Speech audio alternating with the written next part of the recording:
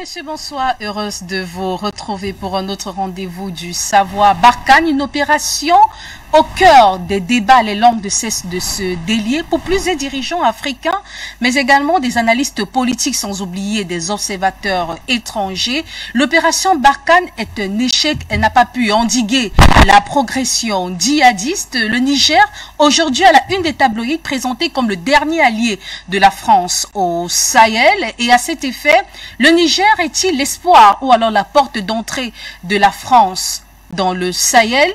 Dans un contexte justement marqué par cette volonté manifeste du président français Emmanuel Macron de changement de paradigme profond, pourquoi Paris veut-il se maintenir au Sahel? Direction le Cameroun, mesdames, messieurs, pour parler justement du commandant du groupe armé Red Dragon. Il s'agit bien sûr de Field Marshal qui a été neutralisé par les forces de défense et de sécurité camerounaises avec l'aide bien sûr des populations le 12 juillet dernier. Mort de Field Marshal, est-ce un non-événement ou alors est-ce un exploit? Sa mort résout-elle le problème ou bien la problématique de pacification dans les régions du nord-ouest et du sud-ouest? Pour en parler, des experts de haute volée. Dr Yantimba, bonsoir. Bonsoir, Madame Catherine. Merci de m'avoir invité une fois de plus. C'est un plaisir de vous retrouver ce samedi. Je vous en prie. Vous êtes analyste politique. À côté de vous, Monsieur André Christelle Fonga, bonsoir. Bonsoir, Céleste Capel. Ravi de partager le plateau avec vous. Bonsoir mon ami Dominique Yantimba, brillant africain, fier de vous. Que ceux qui ne vous aiment pas continuent à pleurer. Hein? Nous on s'en fout. Oui, on dit les choses telles qu'elles sont. Oui, brillant africain, fier à tous les niveaux. Ça, nous sommes fiers. Bonsoir aux techniciens, bonsoir à tous ceux qui nous regardent, bonsoir Céleste. Très ravissante ce soir encore.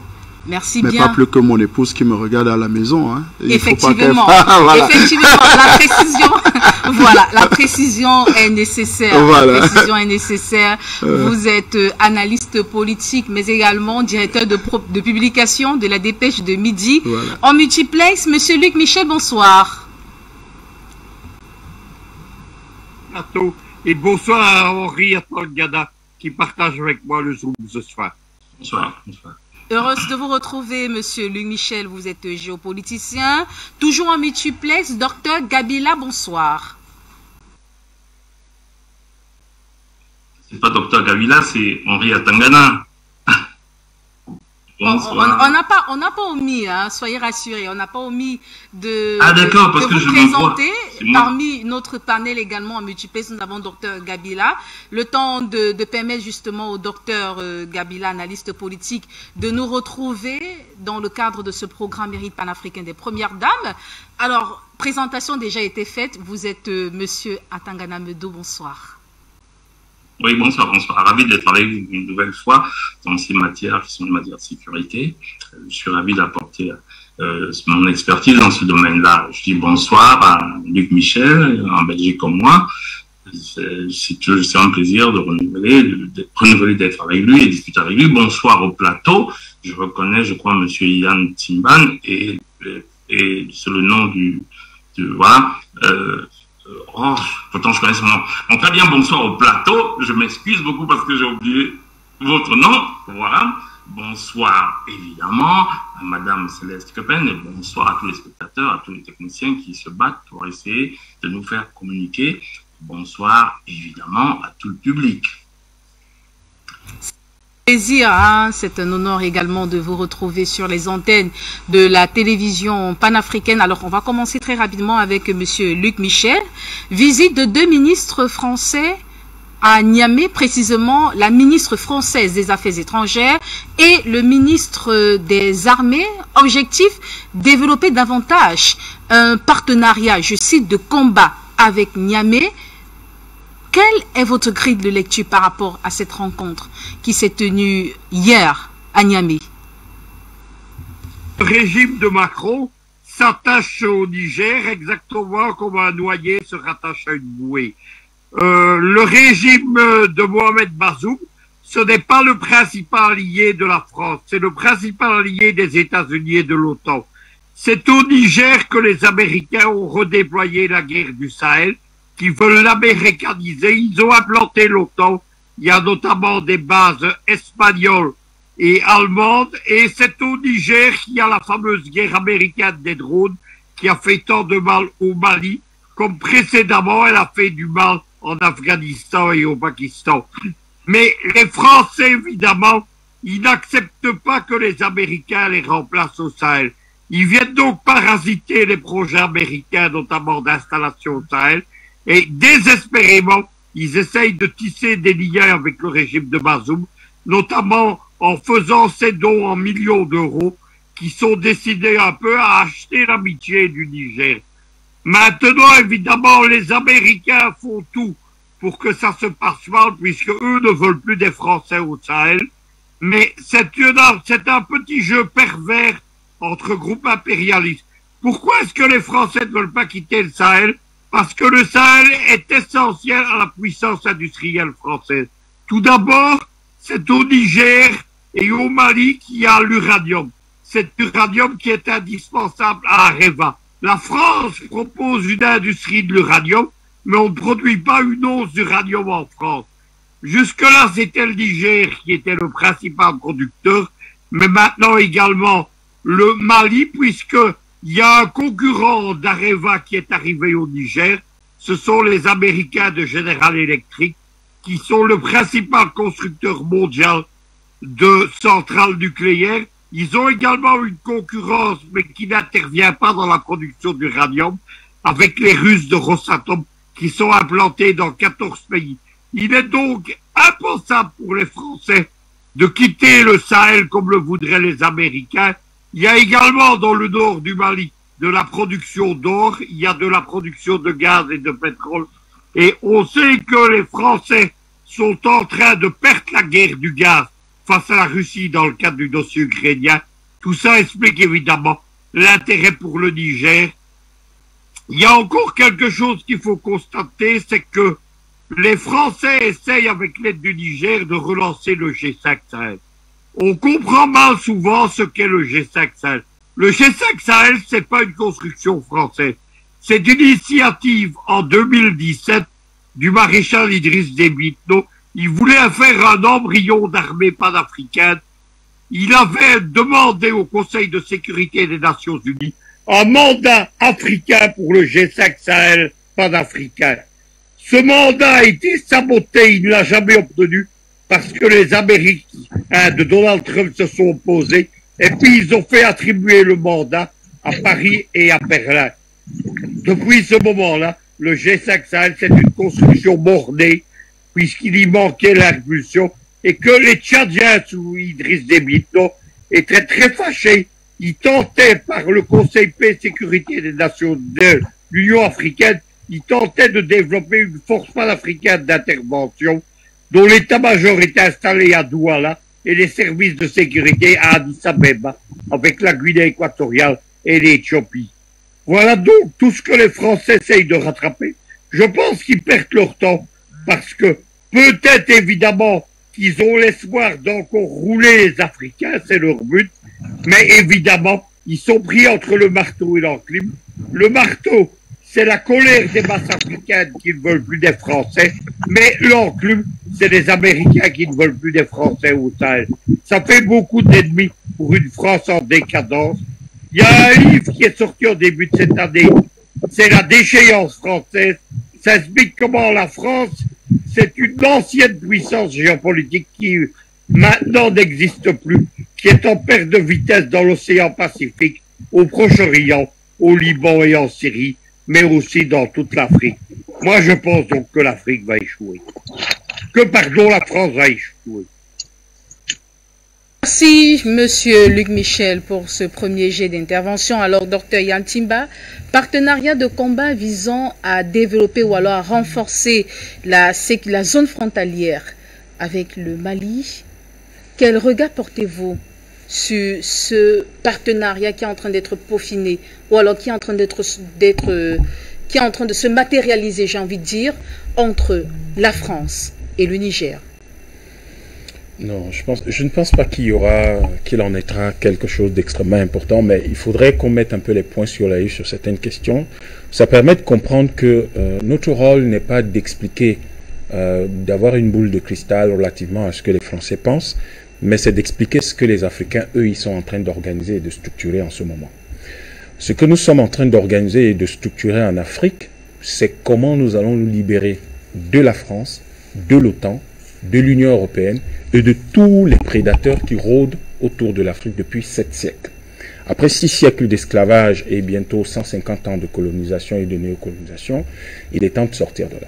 La première fois que les Africains ont eu besoin d'avoir une force qui va intervenir au Sahel, c'était pas en 2017, elle a été finalisée et mise en opérationnalisation en 2015. Ça s'appelle la force multinationale mixte en attente et dont la base est effectivement à Douala, à l'aéroport international de Douala. Donc cette force-là visait justement à réunir à l'époque ce qu'on appelait les pays de la commission du bassin du lac Tchad et du Bénin, et dans le but de combattre, de sécuriser toute cette zone qu'on appelle le Sahel, mais en partant de la lutte contre Boko Haram. Et cette force d'ailleurs avait atteint jusqu'à 8700 hommes.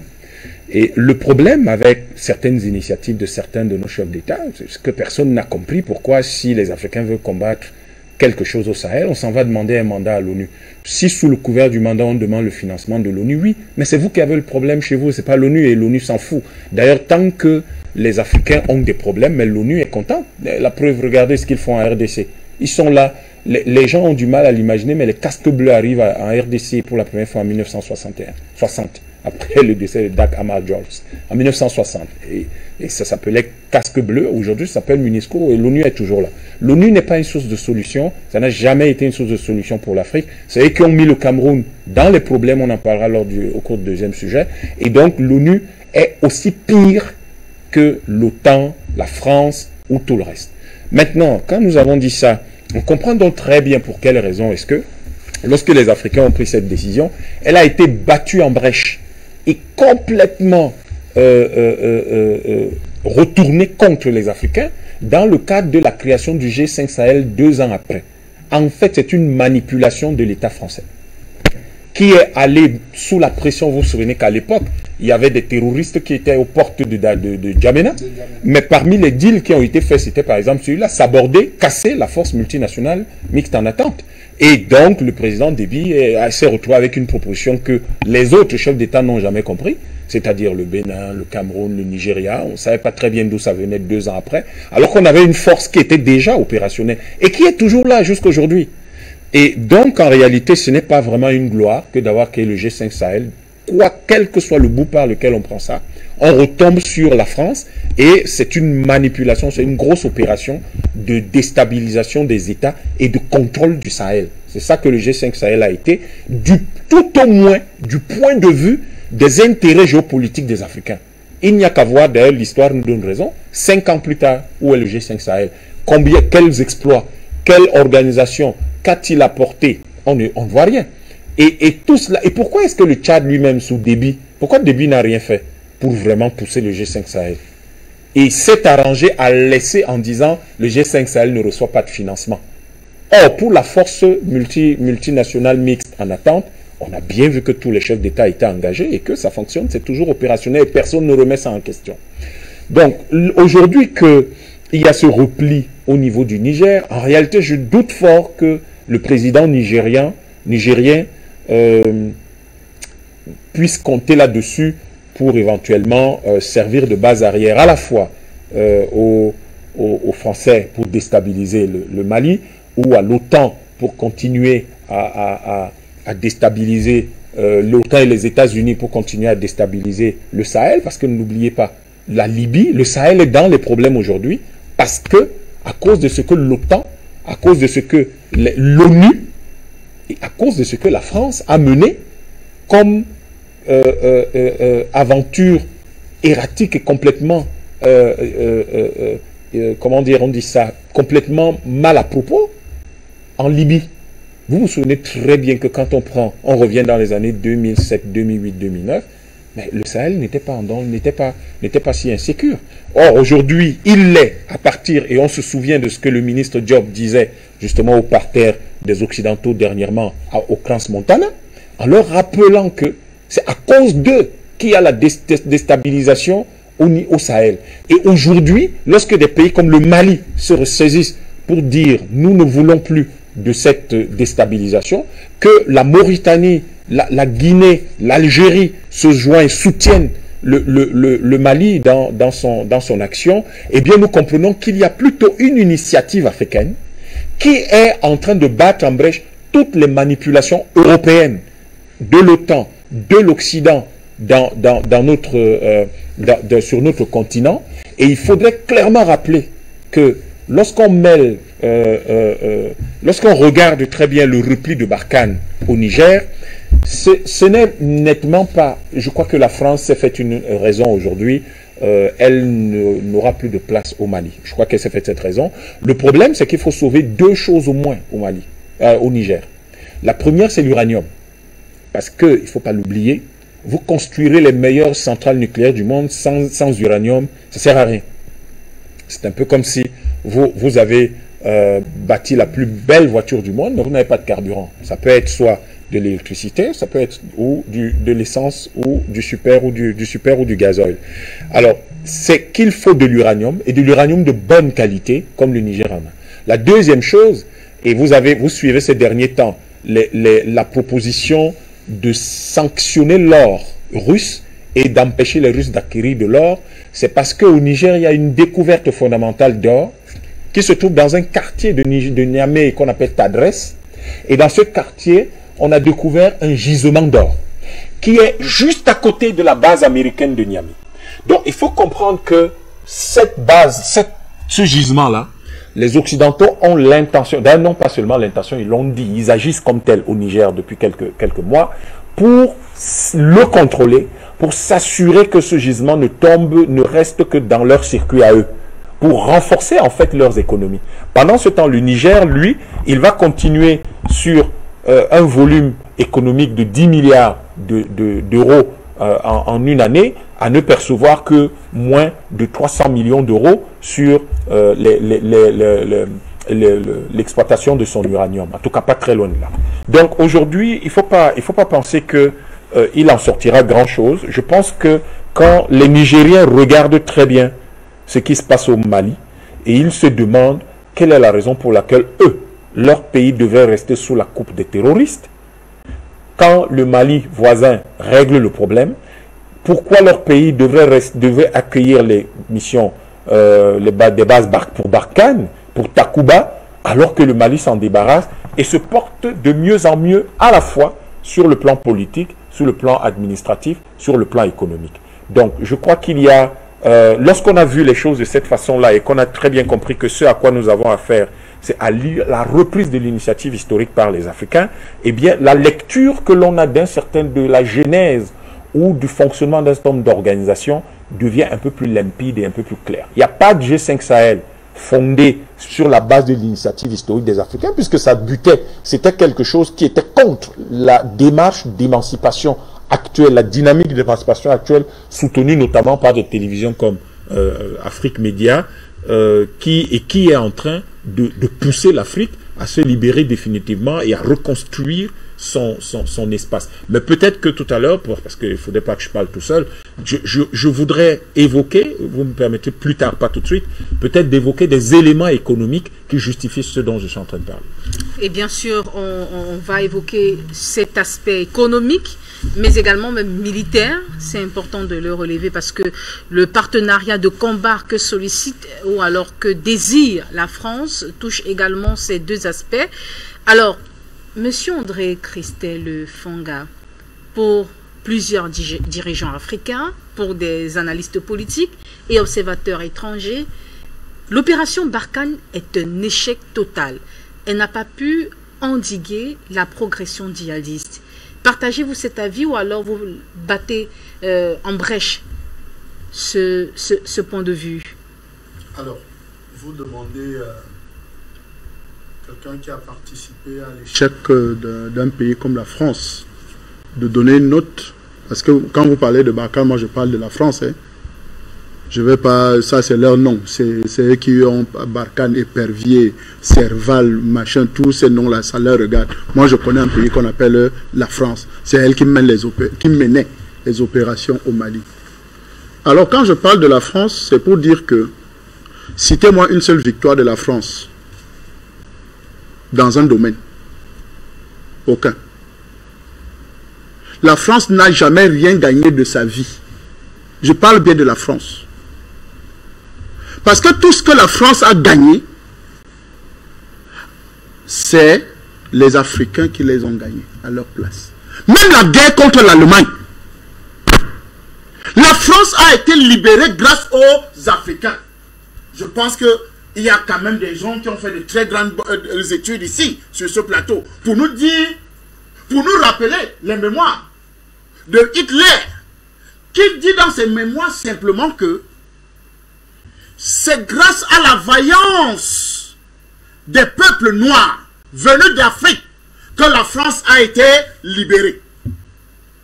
C'est pour ça que De Gaulle allait tricher la monnaie coloniale allemande pour venir faire ça ici chez nous, en Afrique. Le franc CFA n'est que la photocopie de la monnaie que l'Allemagne avait imposée à la France. La monnaie de la colonisation. Parce que la France est un pays colonisé. Donc quand nous parlons de la France, quand vous dites échec de l'opération Barkhane, la France a déjà gagné quoi de sa vie? Bon, prenons même le football. 2 coupes du monde, n'est-ce pas? La France a 2 coupes du monde. 2 coupes du monde, 11 entrants, 9 Africains. Ou bien 9 Noirs. C'est la France qui a gagné. Soyons sérieux. Parce que quand les gens vont parler, on pense qu'on parle d'un grand pays. Mais ce n'est pas un grand pays. C'est un échec total dans tout ce qu'ils ont fait. La France ravita son économie. S'ils payent les chômeurs en France, c'est grâce à quoi? Au mécanisme du franc CFA. Grâce à la colonisation, grâce à l'exploitation. Si la France est alimentée en énergie, au moins à 60%, c'est grâce aux pays africains, c'est-à-dire le Niger dont nous parlons. C'est grâce à l'uranium du Niger. Si aujourd'hui, la France pouvait se vanter, se targuer d'être une puissance, une économie aurifère, c'est-à-dire ils sont 4e, non, je crois. 4e ou 5e pays producteur d'or. Mais citez-moi un seul site d'exploitation d'or en France. Je n'en connais pas. Peut-être celui qui vient de nous rejoindre sur le plateau, qui connaît bien la France, va nous dire où se trouve le site d'exploitation d'or en France. Pourquoi la France devient 4e puissance mondiale d'or?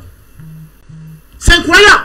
Donc quand nous parlons de la France, c'est un pays qui n'a jamais rien gagné de sa vie. Aucun résultat. La preuve, je vous prends, il faut toujours prendre des petits exemples banals. Hein. Vous vous souvenez de l'affaire de Mamadou Gassama? Ah oui. Mamadou Gassama est ce jeune malien émigré qui est allé en France. Un bébé devait tomber de l'étage. Les familles de blancs, ils étaient dans les étages là-bas, ils pleuraient seulement. Mamadou Gassama a grimpé les 4 étages pour rattraper le bébé, pour remettre à ses parents.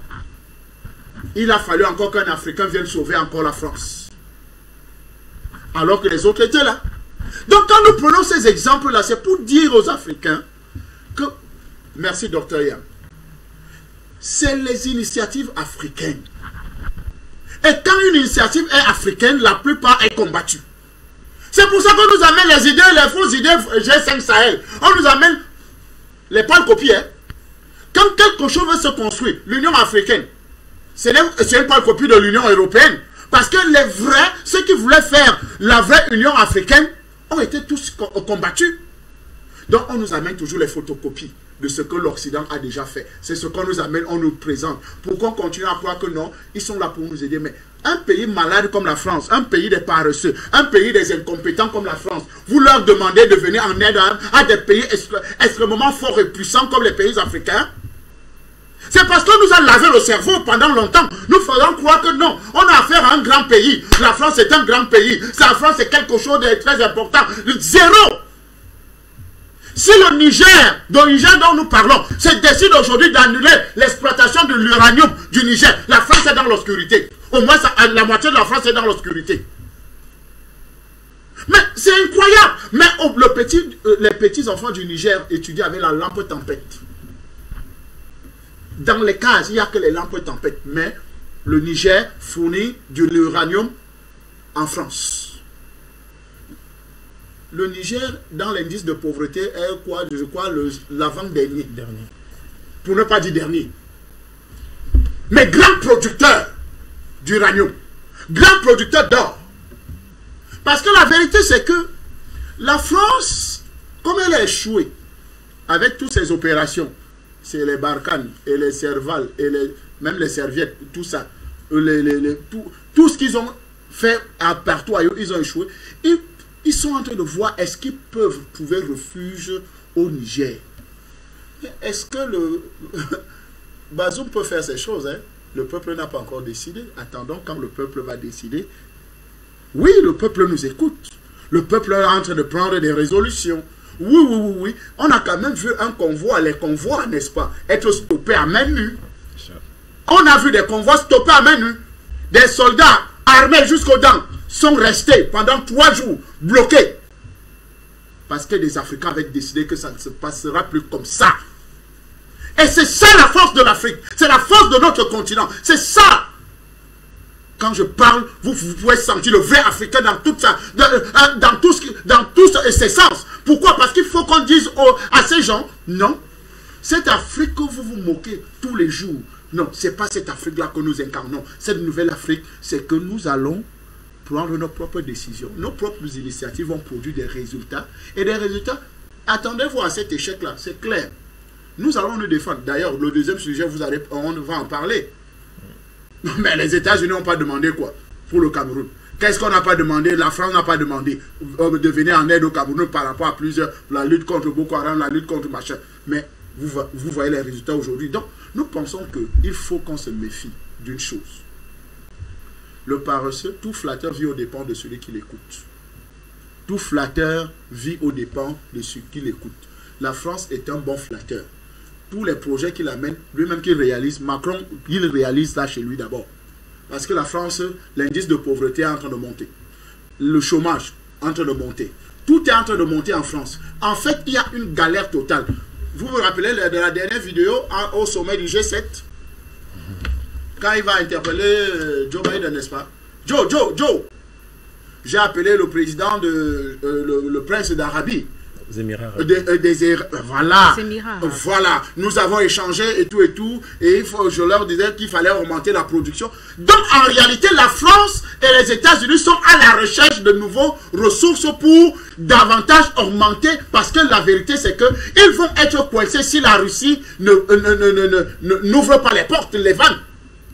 Ils vont être coincés d'ici peu. D'ailleurs, ils commencent à avoir des problèmes en France, en Europe, partout de gaz. Ils commencent à avoir des problèmes économiques. Le dollar a chuté. Le dollar est en train de dégringoler. En fait, ce qui faisait la fierté de l'Occident est en train d'être brisé. En fait, le mythe occidental est tombé. Et il faut reconstruire ce mythe-là immédiatement. Et ils pensent qu'en Afrique, on peut le reconstruire. Ça, nous les voyons venir. En fait, chez nous, en Afrique, on dit, tu as arrêté le caillou, l'oiseau a vu. Merci pour ces premières interventions. Alors, monsieur Atangana Medou, la France, du moins le Niger, de plus en plus sollicité par la France, est-ce que le Niger est l'espoir, pour ne pas dire la porte d'entrée de la France pour se maintenir au Sahel? Quel est votre point de vue? En réalité, c'est une question qu'on aurait pu poser depuis 1960. Je vais prendre le problème de façon large. Alors, pour rappel, il y a quelqu'un qui devrait couper son micro, ça fait un peu de bruit de fond, je sais pas lequel. Pour rappel, après les indépendances, on n'a pas d'armée. Donc la France nous propose, à la majorité des pays africains francophones, de sous-traiter notre armée parce qu'on n'a pas d'armée. C'est la vraie raison des contrats militaires coloniaux. Mais sous cette raison-là se cache autre chose. Vous ne pouvez pas avoir d'indépendance si vous n'avez pas d'armée. Vous ne pouvez pas avoir d'indépendance si vous n'avez pas d'armée. Mieux même encore, vous ne pouvez pas avoir d'indépendance si vous n'avez pas de monnaie. Où est le rapport? Mais si vous avez de l'argent, vous achetez des armes. En général, dans le monde de l'armement, celui qui le connaît sait qu'il ne faut pas avoir de l'argent pour acheter des armes. Ce n'est pas suffisant. Pour rappel, M. Bouhari gagne les élections. Il dit, je vais me débarrasser de Boko Haram. Premier voyage aux États-Unis, il dit, je veux les armes pour me débarrasser, pour enlever Boko Haram au Nigeria. Il est revenu en expliquant que ces gens ne veulent pas me vendre des armes. Parce que c'est le marché de l'armement. Quand je fabrique des armes, je ne vous les vends pas. Et parce que si je vous les vends, vous m'attaquez avec mes armes. Donc quand je vous vends des armes, je vous vends des choses édulcorées. Il faut comprendre ça dans le monde de l'armement. Et alors je vous dis, comme je suis votre allié, je viendrai vous défendre en cas d'agression. Vous comprenez très bien que si je viens vous défendre en cas d'agression, je peux vous défendre contre toutes les agressions, sauf de ma propre agression. Ça va de soi. Ou l'agression de mes partenaires. Ou l'agression de ceux qui sont avec moi. C'est la raison pour laquelle on nous a maintenus sans armée. Ça y est, c'est le départ. C'est la raison pour laquelle les armées africaines sont sous-équipées. Si vous prenez un Africain, vous le mettez, je sais pas, en Russie, il est plus performant qu'un soldat français. C'est donc une question d'équipement d'armement. Il y a deux solutions. Première solution, vous développez vos armes. La Russie le fait, la Chine le fait, on peut le faire aussi. Bah oui, c'est un laboratoire de travail. Aujourd'hui, la majorité des armes sont électroniques. Parce que les canons et tout ça, on les fabrique depuis. Hein. Ce qui se passe dans un canon comme un César, c'est le système électronique qui l'accompagne. C'est un monde que je connais par cœur. Très bien. Alors, ces gens-là, après nous avoir fait esclaves, ils nous colonisent. Et quand on veut quitter des colonisations, qu'est-ce que vous croyez qu'ils ont fait? Ben, ils nous ont passé le néocolonialisme. C'est-à-dire que nous sommes encore colonisés. Je rappelle que la colonisation, c'était que nous étions esclaves chez nous, dans notre propre pays. C'est ça la colonisation. Hein. C'est l'esclavage, mais bon, ça coûte trop cher de vous transporter jusqu'à l'autre côté pour aller faire des champs. Et il y a beaucoup de morts. Ben, je viens chez vous, hein, je fabrique ces champs chez vous, et je vous fais travailler dans ces champs. C'est ça les travaux forcés. La colonisation n'est qu'une autre forme d'esclavage. Et aujourd'hui, nous sommes dans le néocolonialisme. C'est-à-dire qu'en fait, ben, on a substitué, on a changé les formes de la colonisation, mais le fond reste le même. Et comme on ne veut pas que vous soyez des pays développés, eh tiens, on ne va pas vous donner des armes.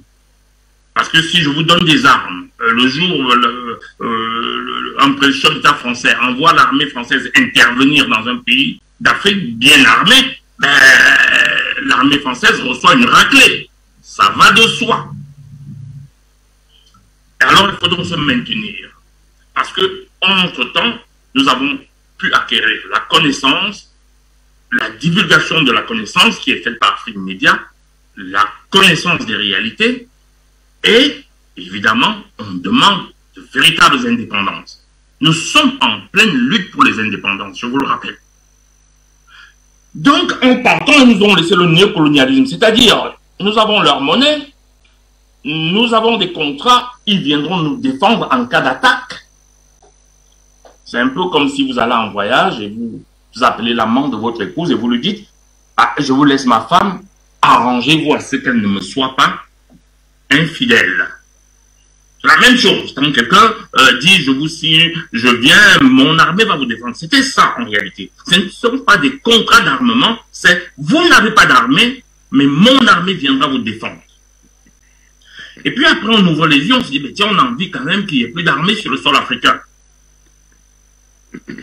On vous crée du terrorisme pour justifier les interventions.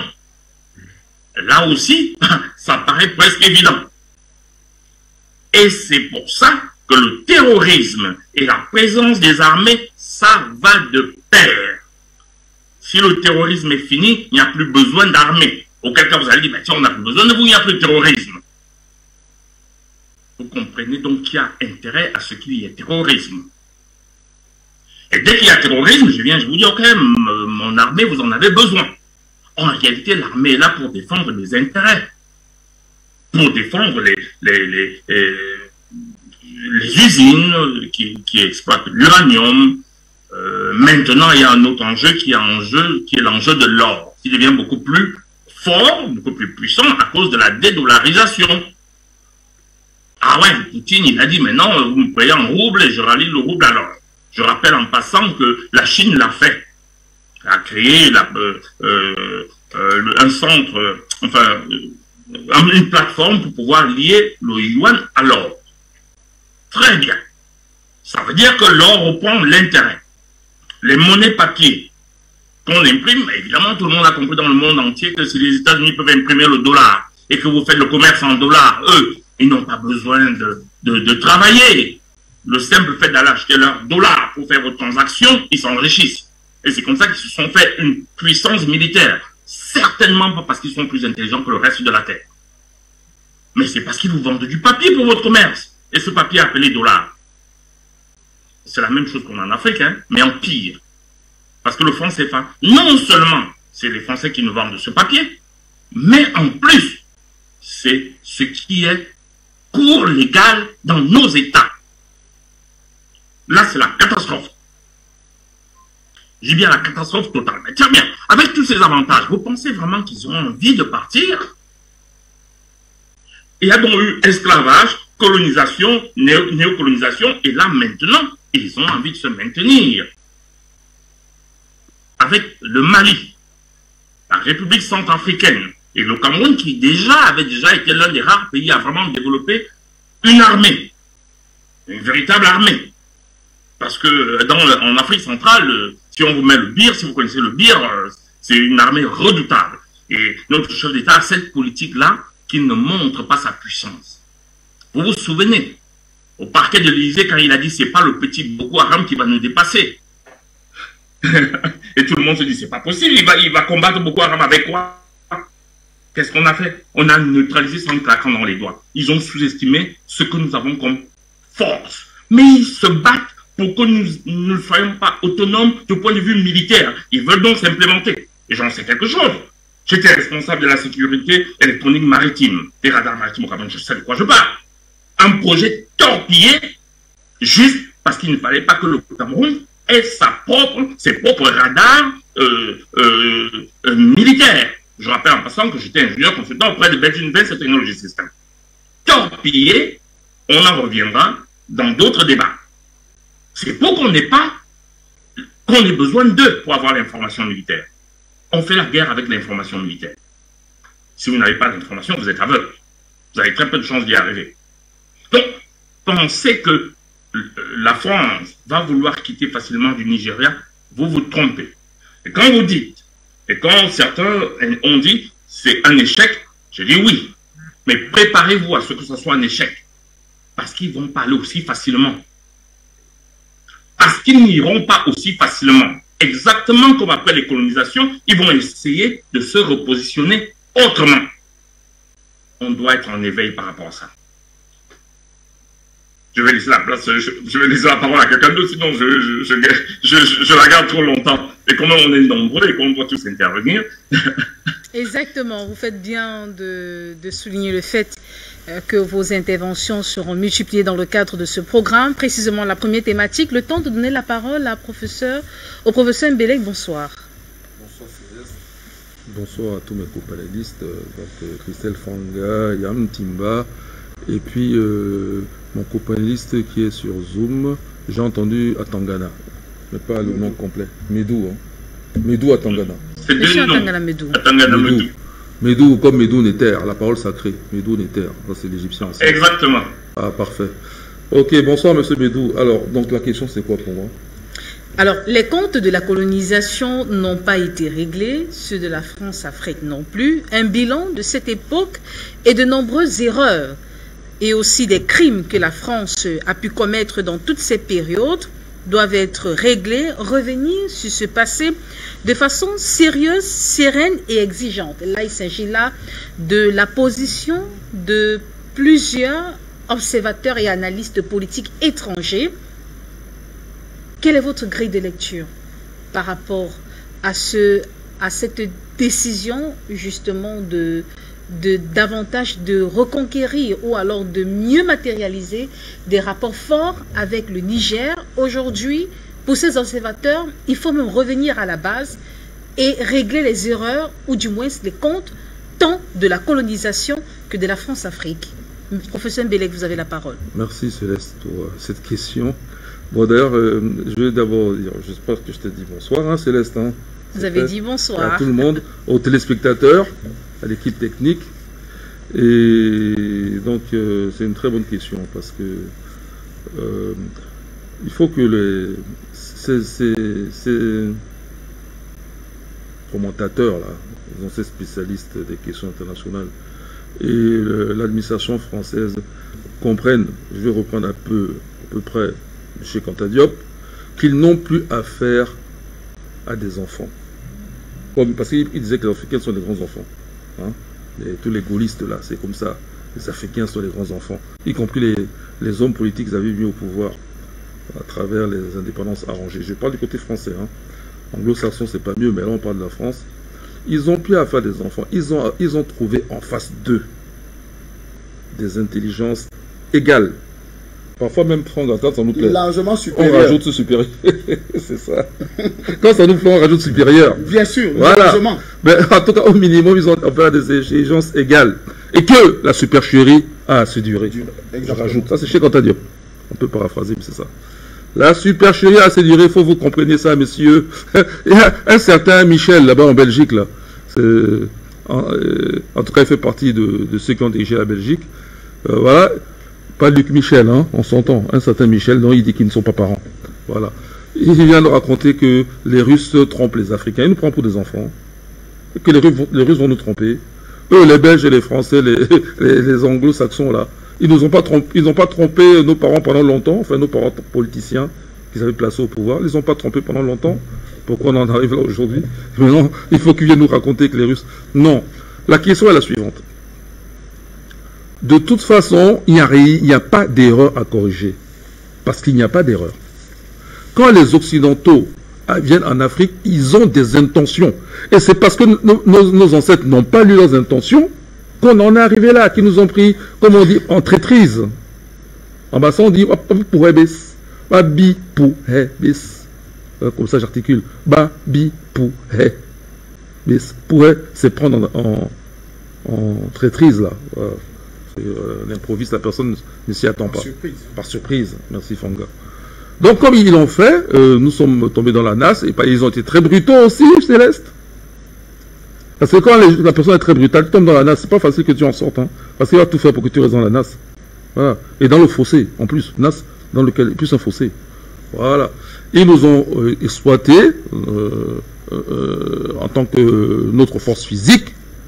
Ils ont exploité nos richesses. Ils ont administré le territoire comme ils voulaient. Ils en ont fait presque le leur. Hein, puisque encore dans certains pays, on continue à raconter que le sous-sol appartient à ces coloniaux, à partir d'un certain niveau. Vous avez la surface à la limite. Plus de 12 mètres. Voilà. Donc à partir de 15 mètres, ça appartient au territoire français. Donc quand on arrive à ce niveau-là, on ne parle plus d'erreurs. Ce n'est pas des erreurs. Hein? Prima ora vulnerat ultima necat. C'est du latin. Prima ora, la première heure. Vulnerat, blesse. Ultima, la dernière. Necat, tue. C'est ce que nous allons leur faire. Nous, on a été blessés, puisqu'on est encore debout. Mais nous, on va les tuer. Je plaisante pas. Parce que c'est à la guerre comme à la guerre. Parce qu'on dit, bon, il est violent. On dit, non, non, non, à la guerre comme à la guerre. La question que vous me posez est une question qui concerne des gens qui doivent défendre leur territoire et qui sont en péril, puisqu'on a le terrorisme. Hein? Faites le tour de l'Afrique aujourd'hui. Nous avons le terrorisme à nos portes, non? Il y a des gens qui se font charcuter pour rien. Ils n'ont rien fait des innocents. Eux, leur sang ne mérite pas qu'on le revendique, qu'on pleure sur eux. Non. Donc nous sommes en guerre. Et dans cet état de fait, je dis que eux, ils vont mourir. S'ils n'ont pas encore compris qu'il faut qu'ils nous laissent en paix. Et à la limite, quand ça nous arrangera, on verra si on peut encore faire quoi que ce soit d'intéressant avec eux. C'est pas sûr. Mais ils ne veulent pas les laisser en paix. Eh ben, on va les achever. Ils vont mourir maintenant sur notre territoire. Pas chez eux. Parce que les impérialistes, c'est eux, c'est pas nous. Hein? Ils n'arrêtent pas de s'en prendre à notre diaspora en disant qu'il y a les immigrés dans leur pays, il faut que les immigrés rentrent. Mais moi, je vous dis une chose. Hein. Si les immigrés, parce que c'est une force humaine, ça. Si les immigrés demandaient à rentrer chez eux, on fermerait les frontières. Hein? Pensez à la Bible, là, avec le pharaon. Parce que ça ne nous concerne pas. C'est une fausse histoire, entre guillemets. Je ne veux pas blesser les chrétiens, les musulmans et autres. Mais elle n'est pas historiquement prouvée. Hein. Pas venir raconter des histoires là. Désolé, Fanga. Je sais que tu as ton interprétation, mais c'est pas celle-là. Tu as la tienne. Ça, c'est pas celle-là. Celle-là où on nous dit que les gens ont été mis en esclavage chez nous. Moi, je connais pas d'esclavage de ces gens-là. Ils n'ont jamais construit une seule pyramide. Les pyramides, c'est nous-mêmes. Et quand les ancêtres construisent les pyramides, ces gens-là n'existaient pas. Donc, faut pas venir raconter qu'il y a eu des esclavages. Donc, il y a déjà des choses qui sont faux, là. Alors, donc, nous, on n'a jamais fait ce genre de choses. On n'a jamais été des prédateurs, des impérialistes. Par contre, si eux, ils se maintiennent sur notre territoire, on va leur montrer cette fois-ci que nous sommes bien chez nous et que Dieu n'était pas fou à nous mettre ici en terre africaine avec ces richesses-là. Voilà. Alors donc, pour chuter, si vous voulez, je vais chuter. Je dirais que l'erreur dont vous parlez, je ne la considère pas comme une erreur. Je dirais, c'est une faute si on était en fraternité. Vous voyez? Donc c'est une agression, ça ne se répare pas. Parce que le coût est sans limite. Moi, personnellement, Jean-Paul Bellec, si je devais le chiffrer, chaque matin je me lève, je rajoute un zéro. C'est-à-dire que si je commence à chiffrer, je dis que bon, la dette coloniale, c'est-à-dire que eux nous doivent, pas l'inverse. Parce que quand on dit dette coloniale, ils ont tendance à dire que c'est nous que leur devons les bienfaits de la colonisation. Il n'y a aucun bienfait. On ne leur a pas demandé de venir nous coloniser. Qui demande d'être colonisé? À être moins que rien. À être moins bien traité qu'un chien. Quelqu'un demande ça, François? Non. Bon, il y a un petit moment, on demande ça. Non. Bon, voilà, on leur a pas demandé de venir nous coloniser, donc c'est eux qui nous doivent une dette. Ils ont pillé nos richesses. Tout ce que j'ai dit, je vais pas le redire, je l'ai rappelé tout à l'heure. Donc, moi, personnellement, si je devais chiffrer, je peux, par exemple, comme ça, en me réveillant un matin, je peux dire, bon, vous devez nous régler dette coloniale, dette esclavagiste. 10 000 milliards de milliards de milliards de milliards de milliards de milliards de milliards de dollars. Ok? Commençons par ça. Et puis le lendemain, je rajoute un zéro. Et puis le lendemain, je rajoute 2 zéros. Puis, mais ils peuvent pas payer ça. Ça, c'est pas des erreurs. C'est des fautes irréparables. Donc s'ils étaient intelligents, il est temps pour eux de commencer à plier bagages et attendre si on veut bien les rappeler. On ne les rappellera pas. Alors tout à l'heure, on parlait des armements. Non. Le problème de l'armement, pour nous défendre, c'est pas grand-chose en réalité. Je dis ça pourquoi? Parce que souvent, dans mon enfance, je l'entendais beaucoup, même étant devenu adulte, et j'ai dû avoir ma propre réflexion sur ce sujet. On nous fait comprendre que si nous avons été esclavagisés, colonisés, c'est parce que les Occidentaux avaient des armes à feu et que nous, on n'en avait pas. Et ainsi, ils ont fait la différence. Mais c'est pas vrai. C'est pas vrai. C'est pas parce qu'ils avaient des armes à feu qu'ils ont eu le dessus sur nous, les Africains. Je parle pas des Indiens d'Amérique, je parle de nous, les Africains en Afrique. C'est pas à cause des armes à feu. Je donne un exemple simple. Si ça a été fait au 16e, ok, au 19e siècle, Samori Touré avait des canons. Il avait des fusils. Il tirait des balles aussi. Hein? Le minimum qu'on avait ici, c'était des fusils qui tiraient quand même des pierres. Ici au Cameroun. Si dans les fusils, aujourd'hui nos artisans fabriquent des fusils, non? Quand on fait des parades, ils fabriquent des fusils, ils tirent. Voilà. Donc c'est pas à cause de ça que l'acier. Ah ok, l'acier, ah oui, on ne savait pas travailler. Quoi? Les Haya en Tanzanie, encore au début du XXe siècle, ils fabriquaient eux-mêmes leur acier. Les Haya, c'est un groupe ethnique en Tanzanie. Ils fabriquaient eux-mêmes leur acier. Et il était de meilleure qualité que l'acier des Anglais qui venaient les coloniser. Bon, à l'époque, c'était les Allemands, hein, encore à ce moment-là. Mais je veux dire que c'était mieux que l'acier des Anglais de l'époque de la colonisation allemande. Les Hayas en Tanzanie, tout le monde peut le vérifier. Alors, celui qui veut, il n'a qu'à m'écrire, je lui envoie les références. En tout cas, ça se trouve sur Google. Vous tapez simplement, en anglais c'est mieux. Hein? Voilà, Iron Smelting. Vous rajoutez Haya Tanzania. Vous allez voir, ça va sortir. Voilà. Alors, donc qu'est-ce qui se passe? Il se passe qu'en réalité, s'ils nous ont battus, s'ils ont eu le dessus sur nous, c'est parce qu'à un moment donné, on a cessé de travailler notre esprit mathématique de façon étendue. Quelques personnes le faisaient, je cite souvent par exemple Mohamed Ibn Mohamed, quelques royaumes l'avaient encore entretenu. Je parle du 2e siècle, c'est le royaume Haoussa. Mais à l'époque, au 16e siècle, Tombouctou, 15e siècle, il y avait encore des universités, on enseignait les mathématiques. J'ai vu moi-même les textes mathématiques des manuscrits de Tombouctou. Pourquoi? Parce que j'avais un collègue astrophysicien, enfin c'est toujours un collègue, il n'est pas mort. Un collègue astrophysicien, jeune, plus jeune que moi d'ailleurs, Tébé Medoupe, il est de l'Afrique du Sud, astrophysicien, observateur. C'est un astrophysicien qui est dans l'observation. Tébé Medoupe. Tébé Medoupe conduisait une mission sud-africaine au Mali. Et leur mission, c'était de récupérer les manuscrits de Tombouctou, spécialement ceux qui sont scientifiques, que ce soit au niveau mathématique, astronomie, et même géographie. Il faisait des scans, il m'a montré, j'ai vu. Et il avait, à l'université de Tombouctou à l'époque, à Bamako, voilà, il y avait une section de Maliens qui s'était formée dans la lecture de l'arabe de cette époque-là. Parce que les textes de Tombouctou sont écrits en quoi? En écriture dite arabe, parce qu'elle n'est pas arabe, s'il fallait faire toute une historiographie, bon, mais dite arabe, et elle est écrite, quelles sont les langues supportées? Bon, il y a l'arabe, bien sûr, mais il y a le bambara, il y a le peul, il y a le tamashek, il y a le songhai. Voilà les langues supportées par ce manuscrit-là. Donc vous voyez, Tombouctou est une université qui a existé bien avant celle, la plus ancienne université en France, c'est celle de Montpellier. Il y avait déjà l'université de Tombouctou. Le grand savant comme Ahmed Baba, quand Jouder, l'espagnol, qui n'est pas marocain, espagnol, vous savez maintenant quel est le mix entre l'Espagne et le Maroc, depuis au moins les Almoravides. Voilà. Quand Jouder, l'espagnol, là, il vient saccager l'empire Songhai, ben, qu'est-ce qu'ils emportent? Des savants. Ils les emmènent au Maroc. Et en particulier, il y en a un qui est très connu, c'est Ahmed Baba. Après avoir passé plus d'une dizaine d'années là-bas, finalement, les Marocains lui autorisent de rentrer chez lui. Et voilà comment il retourne à Tombouctou, il va mourir là-bas. Après avoir vécu quand même un certain temps aussi.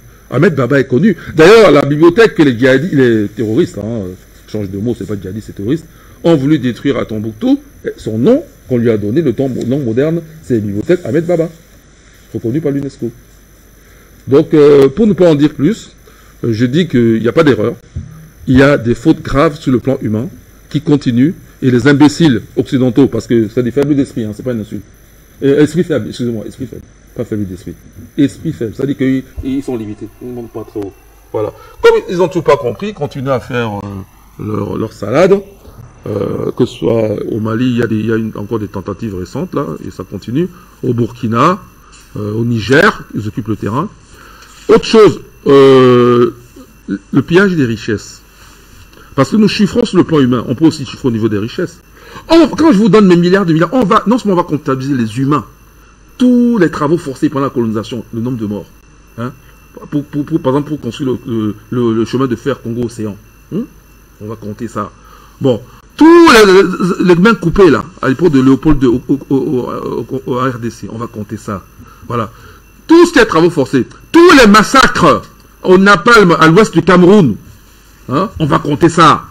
Tous ceux qui ont été massacrés ici au Cameroun, en Sénégal-Maritime, on va compter ça. Rien que le fait coloniser le Cameroun, que ce soit allemand, français, anglais, les gens pendus, nos nationalistes pendus, Lola Mangabel et ses compagnons, on va compter ça, les Madola, tout ça, là, les Martins, on va compter ça. Le Oumniobé,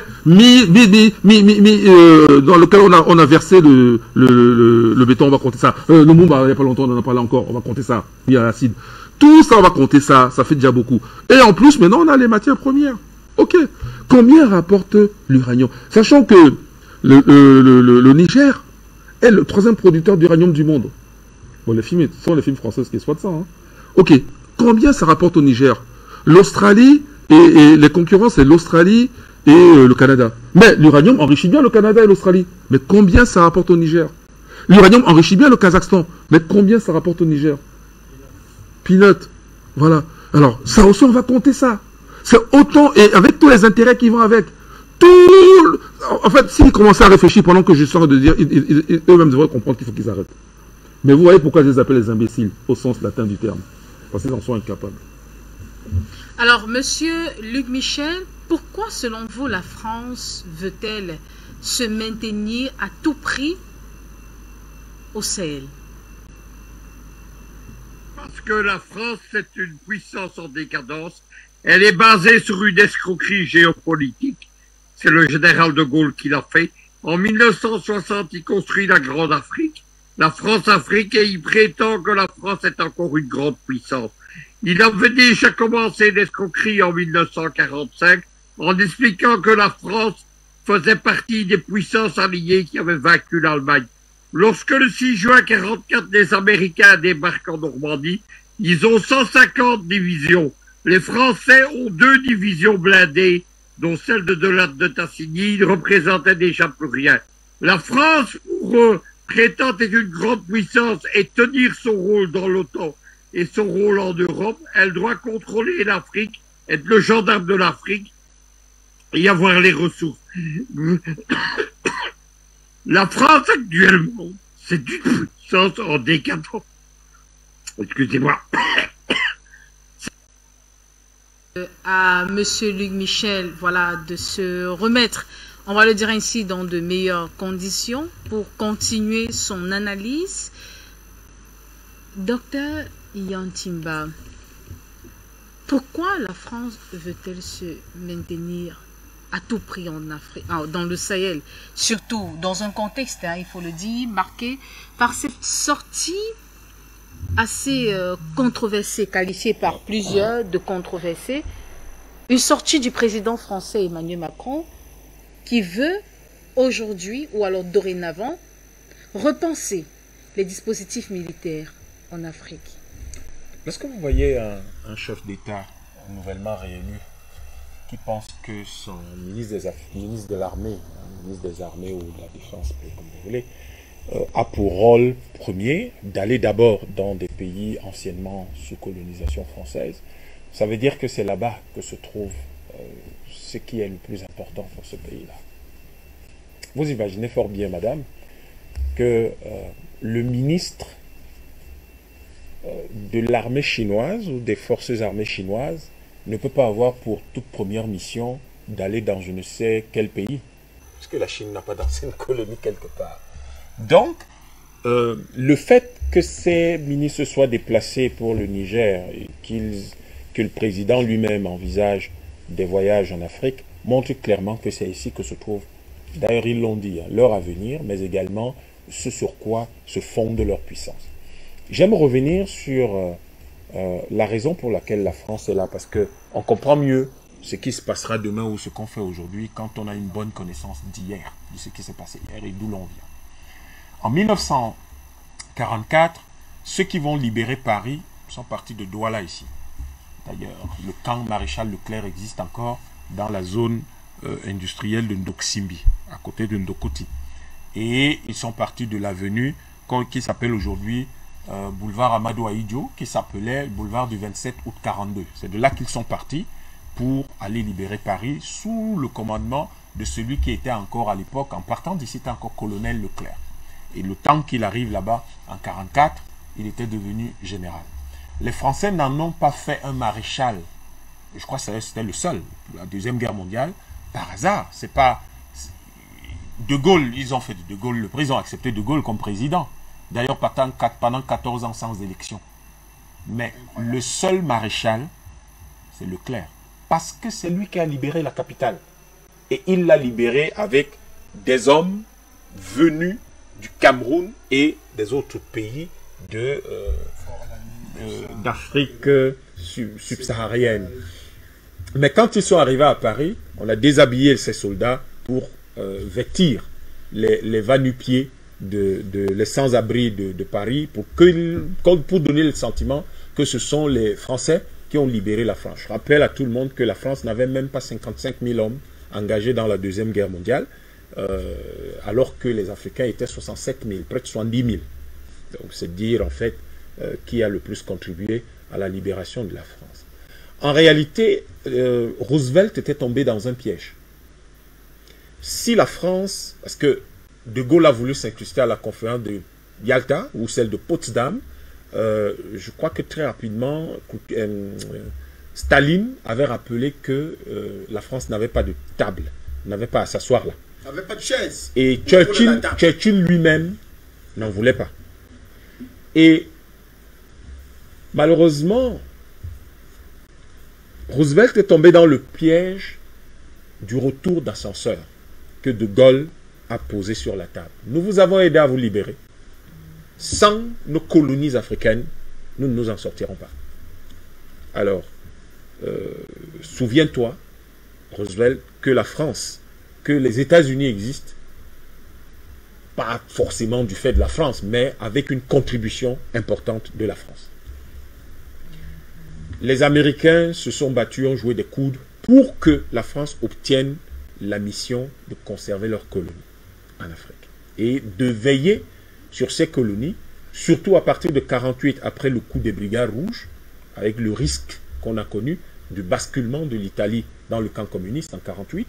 Ils ont donc obtenu définitivement de conserver leurs colonies en Afrique de du camp occidental. Et c'est ça qui va amener, par exemple, la fermeté de Rouben Oumyobé, parce qu'en 1946, 2 ans avant, on avait fait des accords de tutelle, parce que c'était le premier accord, des accords de tutelle qui devaient permettre, entre-temps, Roosevelt, lui, il était mort, c'est Truman qui avait pris la place. On avait fait des accords de tutelle qui devaient s'étaler sur 10 ans. Donc, normalement, un pays comme le Cameroun devait devenir indépendant en 1956.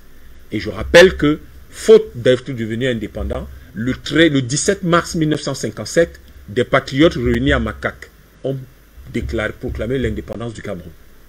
Bon, quand nous étudierons l'histoire de notre pays, on connaîtra tout ça. La vraie date où, pour la première fois, des Camerounais ont proclamé l'indépendance de leur pays, c'était le 17 mars 1957 à Makak.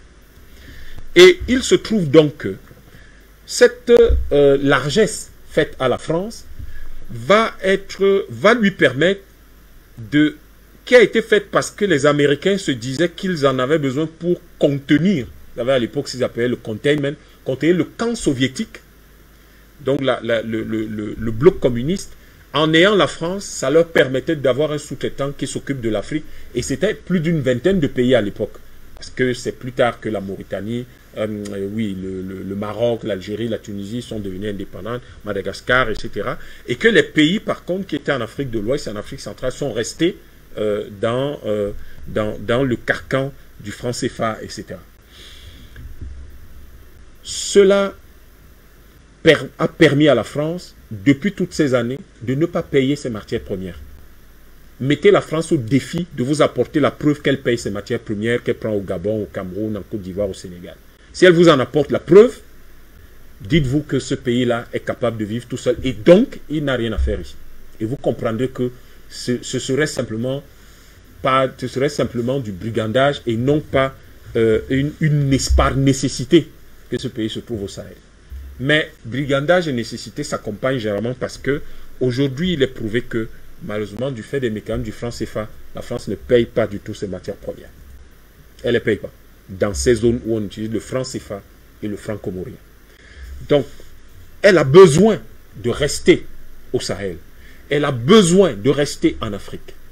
Elle a besoin de se battre par tous les moyens, avec tous les moyens et de toutes les façons pour rester en Afrique. Je rappelle que l'Afrique, l'année dernière, on a exporté 100 milliards de tonnes de matières premières sur cette planète. Nous en avons fourni 33%, 33 milliards de tonnes. Si vous prenez un coût moyen, non, un coût minimal, enfin, disons moyen, en réalité c'est beaucoup plus que ça, de 1 $ par kilogramme de matières premières, nous aurions dû percevoir en revenu d'exploitation, le continent aurait dû percevoir 33 000 milliards de dollars. Donc, quand Professeur Mbelek parle de ce qu'ils doivent la dette coloniale, ce qu'ils devraient nous rembourser, je ne sais même pas par où commencer. Et je suis d'accord avec lui qu'on ne sait même pas par où commencer. On est obligé de donner un montant forfaitaire et d'ajouter 0 à chaque fois. C'est-à-dire tous les matins si on le veut. Parce que 33 000 milliards de dollars l'année dernière et l'année d'avant et l'année qui précédait et celle qui venait avant et encore, c'était combien? Et l'année en cours, c'est combien? C'est tout cela qui justifie pas seulement la présence de la France, mais qui justifie Takuba. Parce que c'est tout le monde qui mange à la sauce du franc CFA depuis 1999, c'est toute l'eurozone, puisque finalement, finalement, c'est la Banque Centrale Européenne qui donne le là. Et vous avez bien vu comment on a instrumentalisé, il n'y a pas longtemps, une entreprise australienne fondée par un Chinois, et vous comprenez la manipulation, fondée par un Chinois pour venir financer, sponsoriser la Coupe d'Afrique des Nations et par la suite faire de la publicité partout dans les pays d'Afrique où on utilise le franc CFA pour préparer les esprits à l'euro numérique et surtout au franc CFA numérique pour que des initiatives comme celle du Sango Coin n'aient pas lieu. Nous sommes dans une situation extrêmement délicate. Et je dis encore, la reprise de l'initiative historique par l'Afrique va mettre tout ce monde dehors. Et il faut toujours lire les choses du point de vue des Africains. Et notre lecture, c'est que nous avons en face de nous des personnes qui nous volent, qui nous ont volé, ou qui nous volaient hier, et aujourd'hui on le sait. Avant on ne le savait même pas.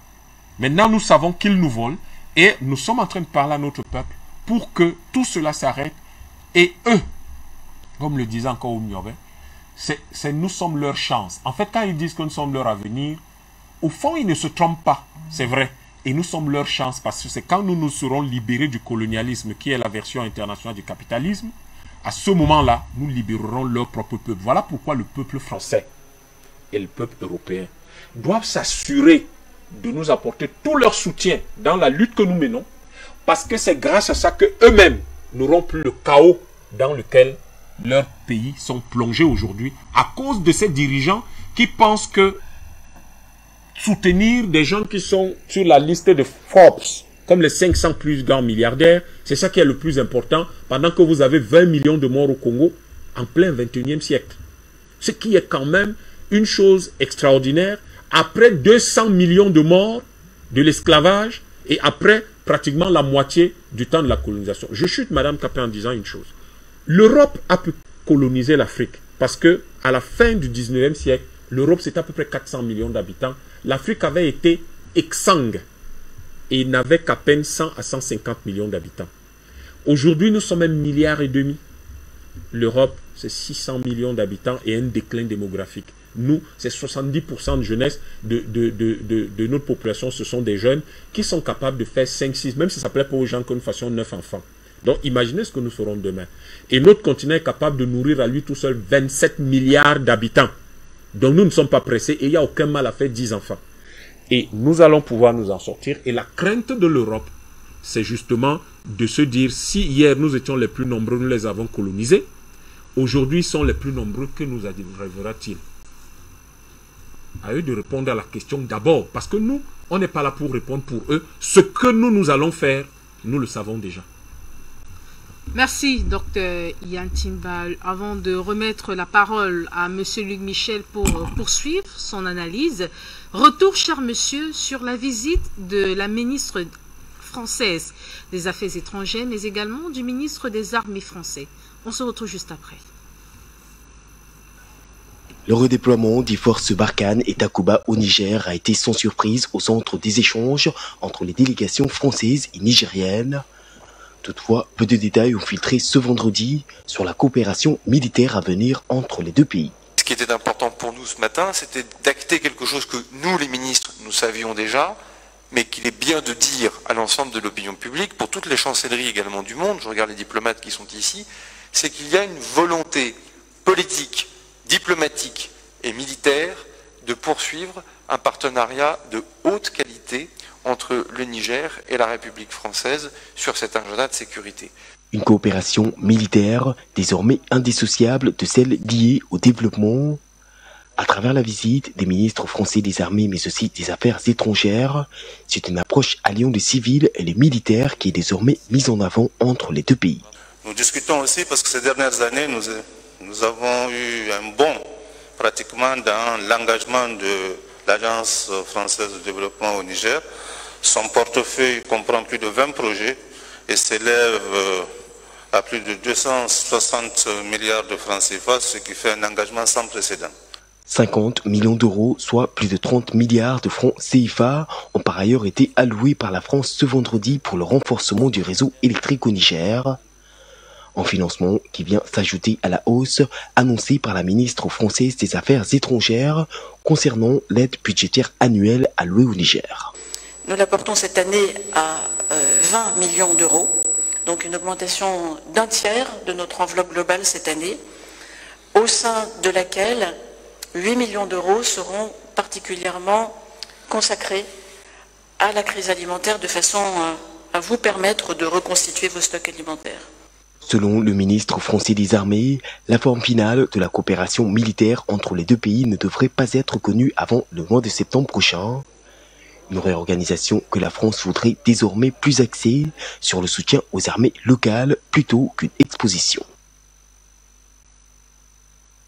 Catherine Colonna, ministre française des Affaires étrangères, et le ministre des Armées, Sébastien Lecornu, ont affirmé vendredi leur volonté manifeste d'approfondir un partenariat clé entre Paris et Niamey. Et il faut aussi souligner que hier a été signé un accord notamment d'un prêt de 50 millions d'euros pour le renforcement du réseau électrique nigérien et un don de 20 millions d'euros au profit du Niger qui figure justement parmi les pays prioritaires de l'aide au développement. Alors, au regard de cette actualité, Monsieur Luc Michel, on va essayer justement de vous relancer pour mieux développer ou alors poursuivre votre analyse. Alors dans ce sillage là, ou alors regard de cette actualité de la visite de ces deux ministres français du côté de Niamey, et surtout on va pas s'écarter, on va pas s'éloigner autant pour moi de cette actualité concernant la sortie du président français Emmanuel Macron qui souhaite un changement de paradigme profond. Est-ce que le Niger aujourd'hui est cette porte d'entrée, cet espoir pour la France de se maintenir véritablement dans le Sahel après être chassé du Mali? Il faut comprendre quels sont les projets géopolitiques et géostratégiques français aujourd'hui en 2022. L'escroquerie que De Gaulle a réussi en 1960, Macron veut la renouveler depuis 2017 en renouvelant justement le visage de la France-Afrique. Le stratège du développement français, c'est un amiral, il s'appelle l'amiral Coldefy. Il a commandé le porte-avions Charles de Gaulle et il a écrit un livre manifeste. Il propose à la France de redevenir une grande puissance maritime mondiale en se basant sur son domaine maritime qui est le deuxième au monde après celui des États-Unis, près de 10 000 km². C'est ce qu'on appelle les confettis de l'Empire, c'est-à-dire les restes de petits territoires en Amérique latine, à côté du Brésil, en Guyane, dans l'océan Pacifique, etc. Mais comme le nom le dit bien, les confettis de l'Empire, ce sont des micro-territoires. Il n'y a pas de population, il n'y a pas de matière première, il n'y a pas d'industrie stratégique. Dès lors, il est essentiel pour la France de conserver le contrôle de ce qu'ils appellent le précaré français, c'est-à-dire l'empire colonial, l'ancienne Afrique coloniale française. S'ils perdent cela, évidemment, il n'y a plus de confettis de l'Empire qui représentent quelque chose. Ils seront présents sur un territoire de 10 000 km² maritimes, mais avec même pas les moyens de manipuler les flottes qui permettraient de l'occuper. Il y a un projet pour faire un nouveau porte-avions, par exemple français. Il est prévu pour 2030. Il va coûter une fortune. Il faut le financer.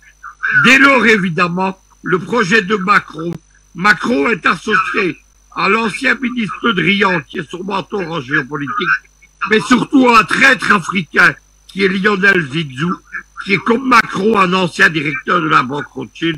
Il s'agit pour eux de maintenir la France-Afrique et de faire une France-Afrique 2.0. Il faut lâcher du lest. On est prêt à lâcher le nom du franc CFA pour les cons. On est prêt à changer un certain nombre de choses, mais c'est du ravalement cosmétique. C'est comme une femme qui se maquille pour changer d'apparence, mais en réalité, c'est toujours le même visage qui est derrière. Voilà ce que veut faire Macron, voilà ce que veulent faire les stratèges français. Il faut évidemment qu'ils échouent. Et je suis d'accord avec ce qu'on a dit ici, c'est que le combat qui a lieu aujourd'hui en Afrique, il est décisif. Les gens qui ont fait l'exploitation, le colonialisme en Afrique, c'était les gens qui mettaient les enfants en Europe dans les mines entre 4 et 5 ans. Lorsqu'en 1860, un député libéral belge, c'était la gauche à ce moment-là, est monté à la tribune du Parlement et a proposé qu'on interdise l'exploitation des enfants en dessous de 10 ans dans les mines, un député catholique est venu dire qu'on introduisait l'immoralité dans la société.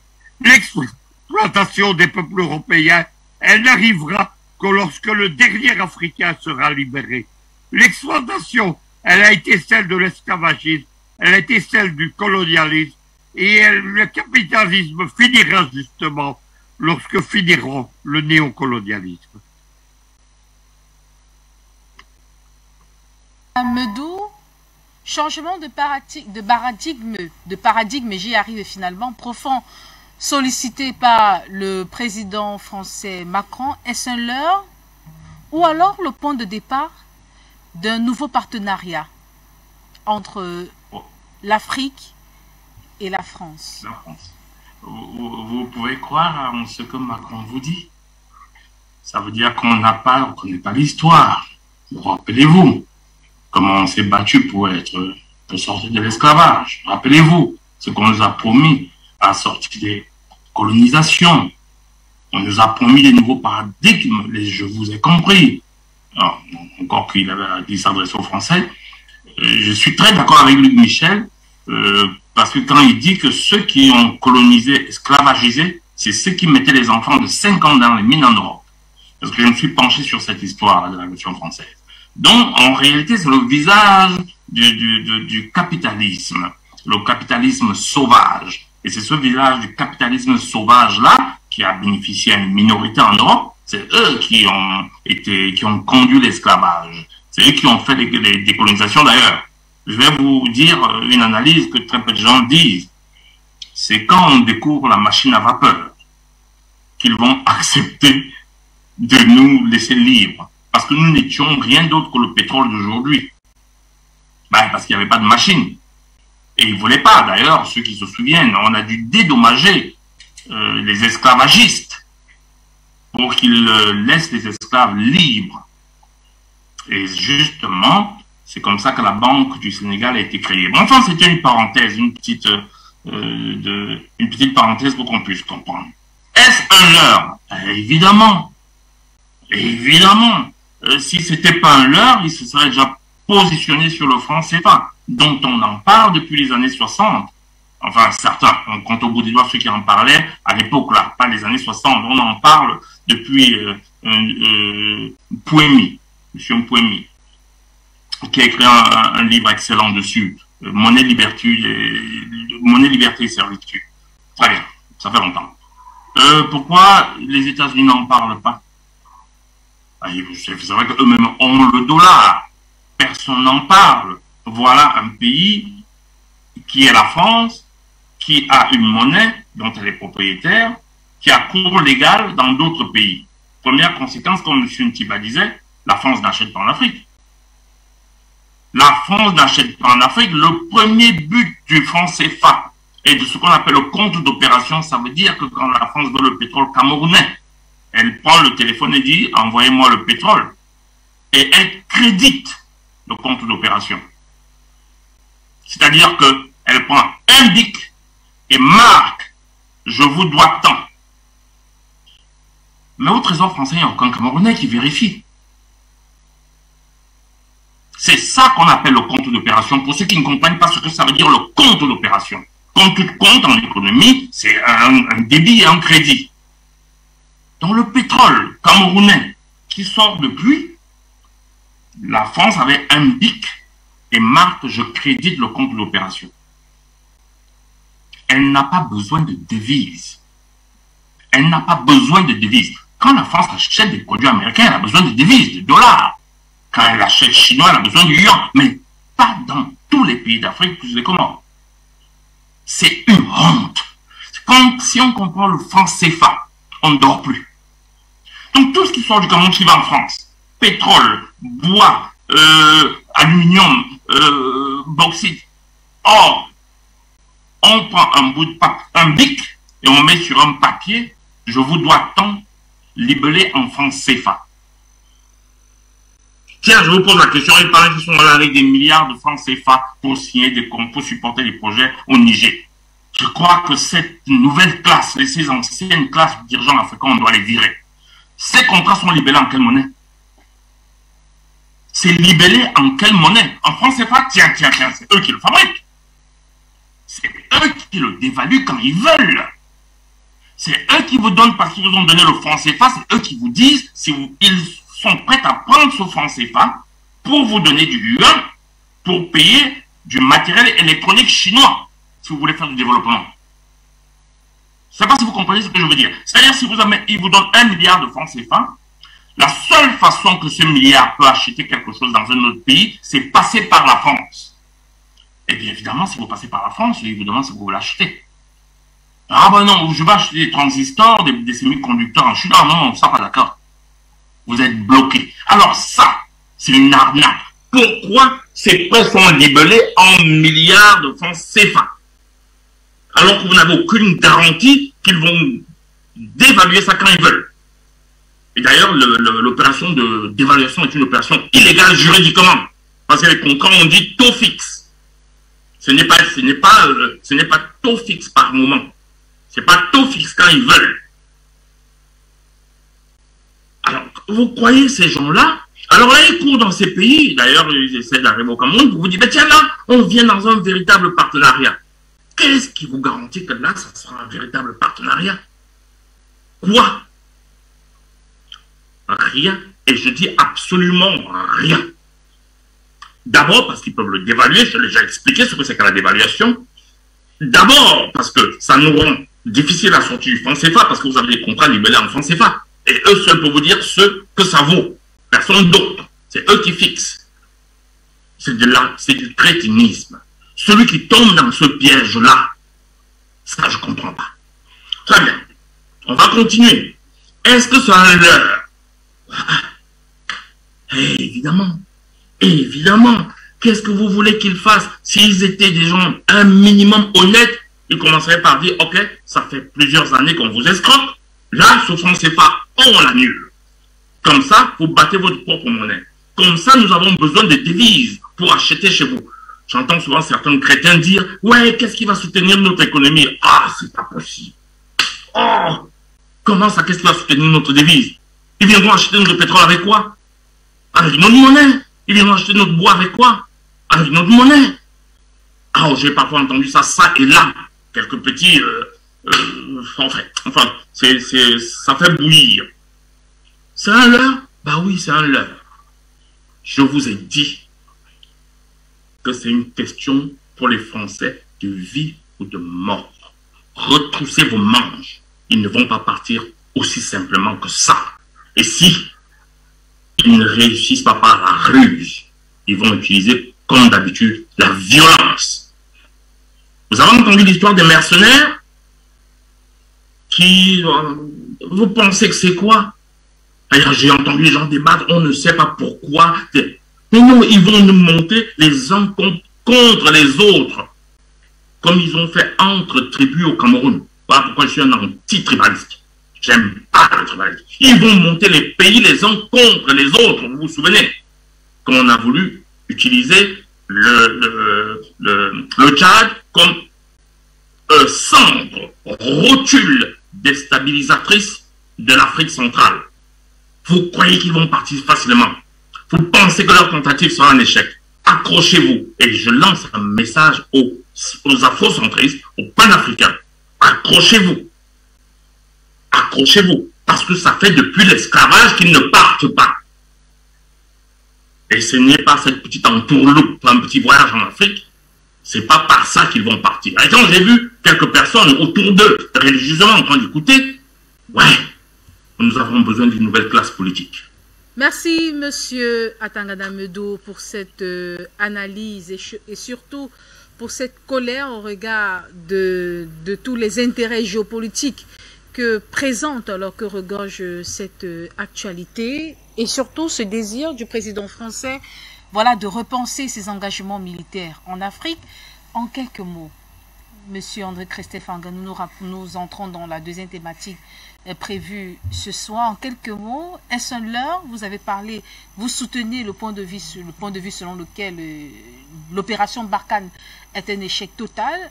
Alors, cette volonté de revoir la dynamique opérée en Afrique, est selon vous un leurre, le point de départ de quelque chose de nouveau, de plus pertinent, ou alors, allons même plus loin, une utopie? Alors, je vous réponds, Madame Campbell-Céleste.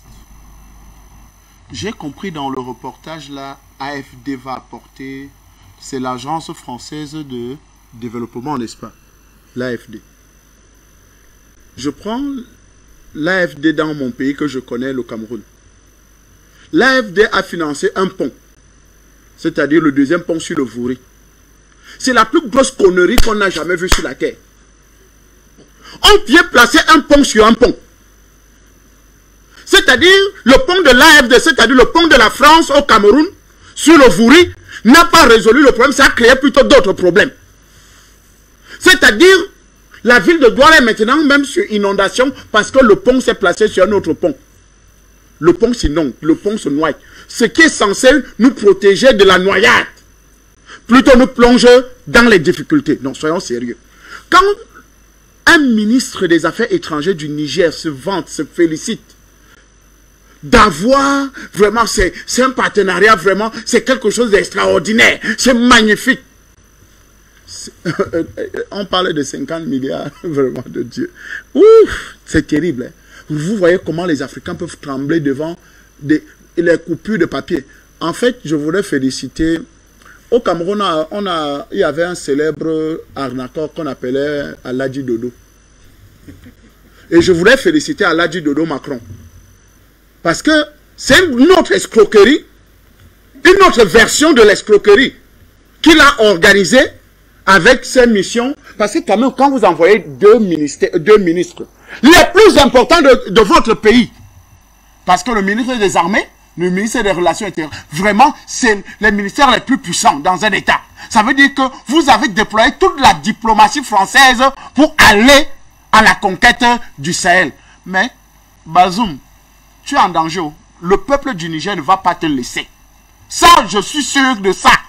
Peuples africains, on ne va pas les laisser. Ça ne va plus se passer comme ça. Et j'ai fait une remarque sur ce plateau. Nous avons beaucoup de rouge sur le plateau.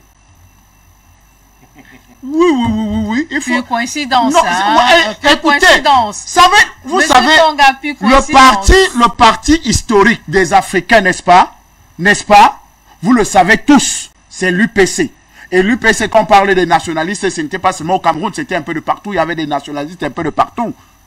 Et la couleur la plus choisie, c'était le rouge. Et je crois que si nos ancêtres se sont réunis en esprit, ici sur ce plateau, pour dire stop à cette connerie-là, ça ne va pas marcher. Ça veut dire que ceux qui sont dans cet esprit-là de manipulation, c'est-à-dire que ce soit les nègres de maison et les colonisateurs qui sont ensemble pour vouloir nous replonger dans l'esclavage ou bien dans le colonialisme là, auront affaire à des vrais hommes. Soyez-en sûrs, nous n'allons pas céder un seul iota de notre territoire à cette France maudite. Juste pour donner des chiffres. 30 secondes s'il vous plaît. Alors, on entre dans le deuxième sujet. Pont de Douala, oui. pour donner les chiffres. En 2010, nous avons deux offres. L'offre chinoise, 93 milliards avec des échangeurs de chaque côté du fleuve. Et l'offre française, 120 milliards. Mais le pont, l'offre française, c'était une règle. Telle que ça existe là aujourd'hui. C'est une règle qu'on pose sur le fleuve. Et après les travaux, le pont financé par l'AFD a fait 142 milliards. Ils sont partis de 120 milliards à 142 milliards. Allez savoir ce qui s'est passé. Et ça a été construit finalement par une entreprise chinoise.